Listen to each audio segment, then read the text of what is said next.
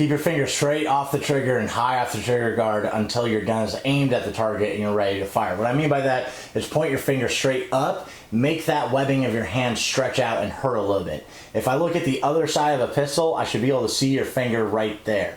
Now, this is what you normally see, or you'll hear finger to frame. That is lazy, that is not the standard we want. We want our finger up here. This is fine when you're just standing there at a range, but if you're moving, tripping, slipping, falling, maybe your gun's gonna point where you don't want it to just because you're stumbling. You don't want your finger anywhere near that trigger. The other thing that can happen is that your finger will squeeze in. I want my finger squeezing in on metal, not anywhere near the trigger.